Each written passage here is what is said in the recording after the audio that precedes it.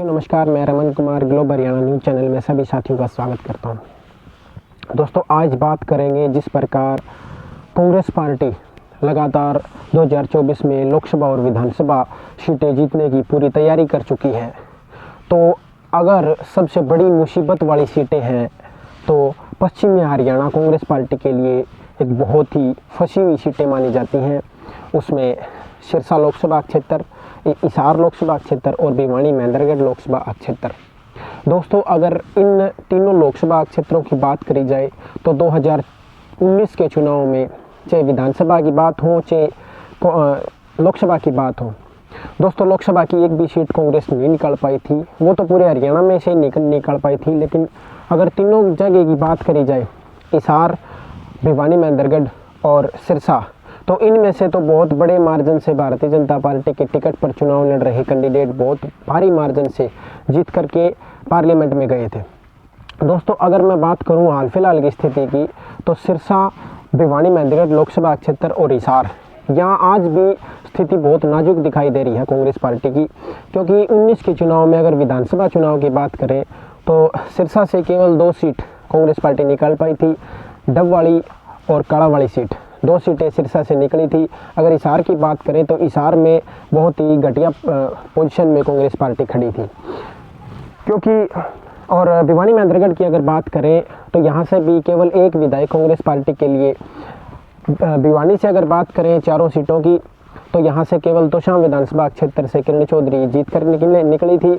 अगर दादरी की दोनों सीटों की बात करें तो कांग्रेस पार्टी को एक भी सीट यहाँ से प्राप्त नहीं हुई थी। अगर महेंद्रगढ़ की बात करें तो केवल महेंद्रगढ़ सीट से रावदान सिंह कांग्रेस पार्टी के वहाँ से जीत करके निकले थे और तीनों सीटों पर कोई अच्छा परफॉर्मेंस नहीं रहा था। दोस्तों, अगर लोकसभा क्षेत्र की बात करी जाए तो सबसे मजबूत अगर हरियाणा में ये माने जाते हैं तो तीनों लोकसभा क्षेत्र यही माने जाते हैं। अगर कांग्रेस पार्टी को 2014 में मतलब 2024 में अगर इन सीटों को मजबूत करना है, इन सीटों के ऊपर अच्छी पकड़ बनानी है, तो इन सीटों के ऊपर लगातार जीताऊ चेहरों को टिकट देनी होगी, ना कि गुटबाजियों में फंसकर कांग्रेस पार्टी अपना नुकसान कर बैठती है। पिछले चुनाव में भी करा, उससे पीछे के चुनाव में भी करा। दोस्तों, विधानसभा चुनाव केवल 27 सीट, इन तीनों लोकसभा क्षेत्रों में 27 सीट आती हैं और इनमें से केवल 4 ही कांग्रेस पार्टी के पास थी। जैसा मैंने आपको बताया, तो शाम भिवानी की तो शाम सीट किरण चौधरी जी यहाँ से जीती और महेंद्रगढ़ की रावदान सिंह जीते और सिरसा से काड़ावाली और डबवाली 2 सीट ये थी। अगर बात करें 27 सीटों में से 4 सीटें अगर जीती थी तो आप समझ सकते हैं कितनी बुरी स्थिति में कांग्रेस पार्टी 2019 के चुनाव में थी। दोस्तों, अब हाल फिलहाल की अगर बात करते हैं तो पीछे के कुछ समय अगर देखा जाए तो लगातार कांग्रेस पार्टी इन गुटबाजियों में फंसती नजर आ रही है। अगर जिताऊ कैंडिडेटों को, जिताऊ चेहरों को अगर टिकट नहीं मिलेगी तो कांग्रेस पार्टी का हाल अगर देखा जाए, जानकारी मिल रही है तो वैसा ही होने वाला है जिस प्रकार 2019 के चुनाव में हुआ था। दोस्तों, मैं ये क्यों कह रहा हूँ, क्योंकि 2019 के चुनाव में सिरसा लोकसभा क्षेत्र से चुनाव लड़ रहे थे अशोक तंवर, जो आज के दिन आम आदमी पार्टी में है, वो भी बहुत बुरी तरह वहाँ से आ रहे थे। अगर बात करें हिसार सीट से, तो हिसार सीट से भव्य बिश्नोई चुनाव लड़ रहे थे। आज भव्य बिश्नोई, मानो कुलदीप बिश्नोई पूरी फैमिली जो है आज बीजेपी पार्टी में वो है। तो बीजेपी पार्टी का ज़्यादा रुतबा अगर माना जाए तो जो भजनलाल परिवार, जो कुलदीप बिश्नोई परिवार, जो पूरी फैमिली वहाँ बीजेपी में गई है, तो बीजेपी में हिसार का ये माना जा रहा है हिसार सीट पर बहुत पकड़ उन्होंने बनाई है, क्योंकि बंसी चौधरी जो कुलदीप बिश्नोई हैं उनकी अच्छी पकड़ उस क्षेत्र के अंदर मानी जाती है। अगर भिवानी महेंद्रगढ़ की बात करें तो यहाँ से किरण चौधरी की ही लड़की सरुति चौधरी, मानता हूँ मैं पीछे रही हैं, लेकिन जो पिछला चुनाव था उसको देखा जाए तो उनकी भी बहुत बुरी हार यहाँ से हुई थी। अगर कांग्रेस पार्टी को इन तीनों लोकसभा क्षेत्रों से उभरना है, इन तीनों लोकसभा क्षेत्रों पे पकड़ बनानी है, तो बहुत मजबूती से काम करना होगा और जिताऊ कैंडिडेट, जिताऊ चेहरों को टिकट देनी होगी। अगर फिर से ऐसे पुराने और घिसे पिटे चेहरों को वापस लाया जाता है तो कांग्रेस पार्टी की स्थिति बिल्कुल वैसे ही होगी जिस प्रकार 2019 के चुनाव में हुई थी।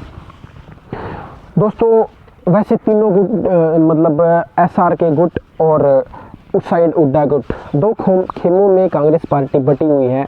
अगर दोनों खेमे अपने अपने जिताऊ कैंडिडेट, अगर सिरसा की बात करें तो वहाँ से ये भी माना जा सकता है कि लोकसभा क्षेत्र से अगर वहाँ से शैलजा जी चुनाव लड़ती हैं तो एक कांटे की टक्कर मानी जा रही है, कांटे की टक्कर हो सकती है, क्योंकि एक बड़ा नाम है, बड़ा हाईकमान के अंदर एक बड़ा चेहरा भी है शैलजा जी।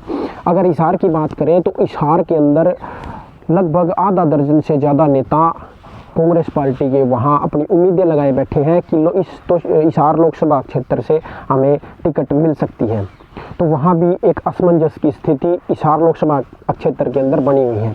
अगर भिवानी महेंद्रगढ़ लोकसभा क्षेत्र की बात करें तो यहाँ से पिछली बार स्वरूति चौधरी चुनाव लड़ी थी और अब की बार भी किरण चौधरी जी यही चाहती हैं कि उन्हीं की बेटी, उन्हीं की लड़की यहाँ से चुनाव लड़े, और ये कुछ हद तक ठीक माना जा रहा है कि कुछ परसेंट लोग इसको ठीक बता रहे हैं कि कैंडिडेट यहाँ से ठीक है, जीत करके निकल सकती है। लेकिन पिछला चुनाव अगर देखें, पिछले 2 चुनाव देखें तो यहाँ से लगातार भिवानी महेंद्रगढ़ लोकसभा क्षेत्र से बीजेपी के धर्मवीर सिंह यहाँ से लगातार अपनी 2 बार सीट निकालने में कामयाब हुए हैं। दोस्तों ये तो लोकसभा क्षेत्र की बात हुई। अगर विधानसभा क्षेत्र की बात करें तो ये माना जा रहा है कि उकलाना विधानसभा क्षेत्र सीट से शैलजा जी चुनाव लड़ सकती है। ये भी कयास लगाए जा रहे हैं क्योंकि वो भी अपने जिताऊ कैंडिडेटों को अगर टिकट देती है तो उनका भी हाईकमान के अंदर भी और हरियाणा की राजनीति में भी एक बड़ा ओहदा हो सकता है। क्योंकि अगर उकलाना से सीट चुनाव लड़ती हैं तो हिसार, सिरसा और फतेहाबाद तीनों जो ज़िले हैं इनके ऊपर वो पकड़ बना सकती हैं। तीनों अगर इन ज़िलों पर अच्छी टिकटें बनती हैं, अच्छी जिताऊ चेहरों को अगर टिकट मिलती है तो शैलजा जी का वहाँ से कुछ अच्छा रुतबा हो सकता है कांग्रेस पार्टी के अंदर, अगर वो टिकटें ज़्यादा से ज़्यादा निकाल करके अपने खेमे में लाती हैं। अगर दूसरी बात करें हिसार से इतना ये लगाओ टिकटों के लिए इतना गहमा गहमी मची हुई है यहाँ से सीट निकालना कांग्रेस पार्टी के लिए, क्योंकि पिछले चुनाव में भी विधानसभा की एक भी सीट यहाँ से निकली थी, लेकिन वो भारतीय जनता पार्टी में जाकर के शामिल हुए। कुलदीप बिश्नोई जी बाद में इस्तीफा दिया, उसके बाद भव्य बिश्नोई अब हाल फिलहाल के अंदर आदमपुर विधानसभा से वो विधायक है। दोस्तों हिसार की सीट भी बहुत ही तगड़ी मानी जा रही है। अगर यहाँ से हिसार से अगर कोई अच्छा नामी चेहरा चुनाव लड़ता है तो वहाँ से जीत की कुछ उम्मीदें लगाई जा सकती हैं। लेकिन बीजेपी पार्टी को इतना आसान नहीं होगा कांग्रेस पार्टी के लिए हराना, क्योंकि लगातार 2 योजना से सेंटर के अंदर भी अच्छी पकड़ बनाई हुई है और हिसार के अंदर भी बहुत अच्छी, हरियाणा के अंदर भी बहुत अच्छी पकड़ बीजेपी पार्टी की लोकसभा चुनाव पर है। दोस्तों अगर भिवानी महेंद्रगढ़ लोकसभा क्षेत्र की सीटों पर बात करें तो यहाँ से केवल एक सीट है जो कांग्रेस पार्टी की भिवानी के अंदर जो एसआर के गुट में शामिल है किरण चौधरी, वो भी भिवानी के अंदर, दादरी के अंदर और महेंद्रगढ़ के अंदर ये जरूर ये चाहेंगी उनको जिताऊ कैंडिडेटों के ऊपर भरोसा हो, जिताऊ कैंडिडेट उनको मिले और जिताऊ कैंडिडेटों का टिकट निकाल करके अपना हाथ मजबूत करें। अगर 4-5 विधायक उनके साथ होते हैं तो उस उड्डा गुट के सामने ये आराम से खड़ी होकर के लड़ सकती है। अगर 4-4 विधायक, 5-5 विधायक अगर सुरजेवाला जी लाते हैं, 5 अगर शैलजा जी लाती हैं, 4-5 अगर किरण चौधरी जी लाती हैं तो उड्डा गुट को कुछ न कुछ नीचा दिखाना काम हो सकता है। क्योंकि अगर उड्डा गुट भी ये चाहेगा कि ज़्यादा से ज़्यादा सीटें अपनी झोली में डाली जाएं, अगर ज़्यादा से ज़्यादा सीटें अगर डाली जाएंगी तो उनको मुख्यमंत्री फिर भी बनाया जा सकता है। क्योंकि जो जितनी ज़्यादा सीटें लेकर के आएगा, विधायक जो जितने ज़्यादा लेकर के आएगा, हाईकमान उस पर ज़्यादा भरोसा करते हुए उसको मुख्यमंत्री का चेहरा आगे कर सकती है। दोस्तों अगर भिवानी महेंद्रगढ़ की बात करें तो यहाँ से लोकसभा से जो किरण चौधरी की लड़की है वो तो गहमा गहमी करी हुई है कि उनको टिकट मिले लोकसभा की, लेकिन उसके साथ साथ बहादुर सिंह और साथ में ही जो महेंद्रगढ़ से चुनाव लड़ते हैं रावदान सिंह, वो भी लोकसभा सीट पर अपनी जो पूरी कमर मतलब पूरी ज़मीन तरासे हुए हैं, वो भी इस लोकसभा क्षेत्र से चुनाव लड़ सकते हैं। दोस्तों वैसे तो हाल फिलहाल की कुछ स्थिति कांग्रेस की उभरी भी है, लेकिन इतनी मजबूत कांग्रेस अभी भी नहीं हुई है कि 2024 के चुनाव में इन लोकसभा तीनों देश के बीजेपी को, तो ये आगे देखने वाली बात होगी। अगर तीनों में से अगर 1 या 2 लोकसभा क्षेत्रों पर कांग्रेस अपनी मजबूती से लड़ करके अगर चुनाव जीतती है तो विधानसभा चुनाव में भी बहुत ज़्यादा फ़र्क देखने में नज़र आएगा, क्योंकि अब कयास लगाए जा रहे हैं कि पहले लोकसभा चुनाव हो सकता है या फिर इकट्ठे भी कराए जा सकते हैं, ये तो आगे आने वाला समय बताएगा। लेकिन लोकसभा चुनाव में मजबूती प्रदान करनी कांग्रेस के लिए बहुत फ़ायदा होगा, क्योंकि कांग्रेस विधानसभा जो टिकटें बटेंगी वो जिताऊ कैंडिडेट को अगर टिकट देती है, ना कि गुट में फंस करके। जिस प्रकार भिवानी के अंदर हैं सोमवीर सिंह हैं, धोड़िया हैं, अगर ऐसे ऐसे चेहरों को, पुराने चेहरों को टिकट मिलती है तो मेरे ख्याल में भिवानी के अंदर भी कोई अच्छा खासा असर कांग्रेस पार्टी का नहीं होने वाला। अगर नए नए कैंडिडेट के सामने, मतलब जो जेपी दलाल हैं लोहारू सीट से, उनके सामने बड़ी फाइट दे सकते हैं, राजवीर फरटिया, ऐसे ऐसे अगर नए चेहरों को मौका दिया जाएगा तो कांग्रेस पार्टी बड़ी ही फाइट दे सकती है। ये अभी तो लगभग 6 से 7 महीने अभी चुनाव में बाकी हैं। अगर मजबूती से इन तीनों लोकसभा क्षेत्रों पर अपना दमखम अगर कांग्रेस पार्टी दिखाती है तो हो सकता है हरियाणा में बहुत बड़ा बदलाव आ सकता है। कांग्रेस पार्टी बहुत उभर सकती है इन तीनों लोकसभा क्षेत्रों में। अगर देखा जाए इन तीनों लोकसभा क्षेत्रों की, जेजेपी को भी यहाँ से उप मुख्यमंत्री ज़्यादा से ज़्यादा सीट इन्हीं क्षेत्रों से निकली, वो जब भी उप मुख्यमंत्री की कुर्सी पर बैठ पाए। और बीजेपी की अगर देखें तो बीजेपी की भी यहाँ बहुत ही अच्छी जीत हुई, उसी कारण सरकार बनाने में फिर से कामयाब हुई भारतीय जनता पार्टी।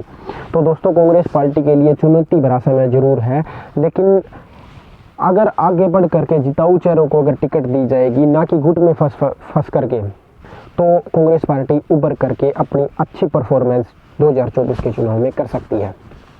दोस्तों आपको क्या कुछ लगता है इस रिपोर्ट के द्वारा? अगर इन लोकसभा क्षेत्रों पर, पश्चिमी क्षेत्र, हरियाणा के पश्चिमी क्षेत्र पर अगर अच्छा जोर कांग्रेस पार्टी लगाती है, अच्छा प्रयास करती है, अच्छी मेहनत करती है, तो ये सीटें निकल सकती हैं, क्योंकि यहाँ मजबूती जरूर है बीजेपी की और जेजेपी की भी कुछ यहाँ मजबूती है, लेकिन वो आने वाला समय बताएगा। आपको क्या कुछ लगता है दोस्तों, कौन किस सीट से अच्छा उम्मीदवार रहेगा, कौन किस सीट को कांग्रेस पार्टी की झोली में डाल सकता है? दोस्तों इस वीडियो को शेयर ज़्यादा से ज़्यादा करें और हमारे चैनल ग्लोब हरियाणा को सब्सक्राइब करें, नोटिफिकेशन ऑन करें। दोस्तों मैं मिलता हूँ अगली वीडियो में, तब तक के लिए नमस्कार, जय हिंद, जय भारत, जय हरियाणा।